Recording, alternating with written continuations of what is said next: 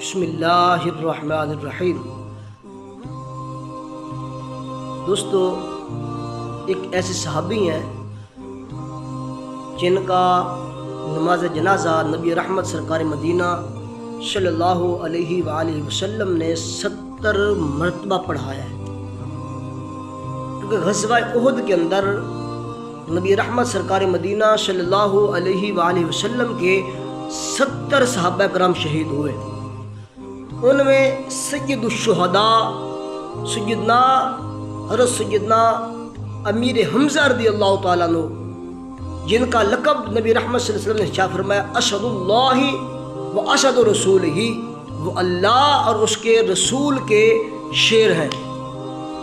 جب ان کو شہادت ہوئی ان کی، نبی رحمت سرکار مدینہ صلی اللہ علیہ وسلم نے سب سے پہلے ان کا نماز جنازہ پڑھایا، اور پھر یکے بعد دیگرے ایک صحابی رسول کو لایا جاتا، اس کا نماز جنازہ پڑھا جاتا، اس کو لے کر چلے جاتے، دوسرا لے کر آ جاتے۔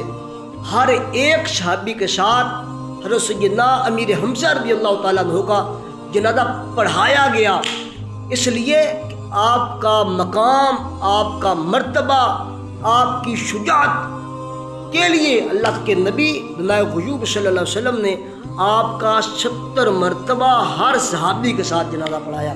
دوستو، اللہ وحدہ لا شریک کی بارگاہ کے اندر دعا ہے، احکم الحاکمین ہم سب کو نبی رحمت صلی اللہ علیہ وسلم کے اصحاب اور اہل بیت اطہار سے محبت، پیار اور عشق نصیب فرمائے۔ اللہ جل شانہ ہم سب کو قبر کو یاد رکھتے ہوئے موت کی تیاری کرنے کی توفیق خاص نصیب فرمائے۔ آمین آمین۔